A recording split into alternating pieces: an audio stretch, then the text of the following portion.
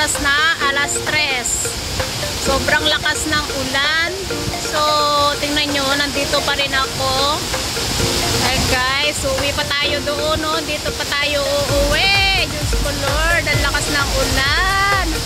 Paglabas ko ng mall, lakas na ng ulan. Oh, dina-stack na naman ako dito. Ayan yung aking pinamili. Oh, guys. Diba? So, uwi pa tayo niyan. Lakas ng ulan, grabe. Nakipagpuan pa kasi ako kanina. Nakipagmaritesan. So, paglabas ko, medyo mahina. Pero after that, ang lakas na. Biglang lumakas. Tingnan nyo. Ayan. Ayan. Marites pa more. Kaya yan, ang napala ni Panda. Kaya suwi na tayo. Mamaya. At mahirap na. Tawid muna tayo guys ha. Ganito ang buhay ko guys. So, ganyan o. Yan. Tapos, alam nyo kung saan tayo dadaan. Ay! Ang ulan, ang ulan, ang ulan. Grabe. Yee! Nakakagawa. Yan. Hindi ko na matawagan yung kaibigan ko. Dito na lang ako aakyat sa may tulay.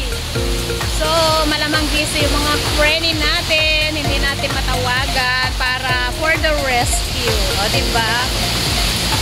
Makawawa naman si Panda. Yan. Ganyan lang ang buhay ko, guys. So, ayan. Pumapatak na naman ng ulan sa bubong ng bahay. Pero para-paraan lang din. Para hindi tayo mabasa, sa tulay tayo dadaan. Ayan. Yan o. Nagawa ko pang mag-video. Ganyan. Pero mas mahirap dun sa kabila kasi squad, walang travelator.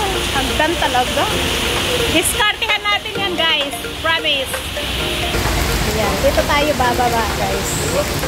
Alam nyo kung paano gagawin ko? Ganyan. So, isa, dalawa, tatlo, apat. Ganyan guys ang ginagawa ko. Kasi walang pond dito. Hagdan talaga to. So, kawawa naman si Panda. Tiis. Ganyan. Tapos nakayuko lang ako guys. Gandaan. Diba? Kawawa naman si Panda. Kawawa diba? Ang bigat itong dala ko. Ang dami kong pinamili. Ayan. Tayo po. Thanks for watching everyone and God bless. Ingat. Pagpapatuloy ko to.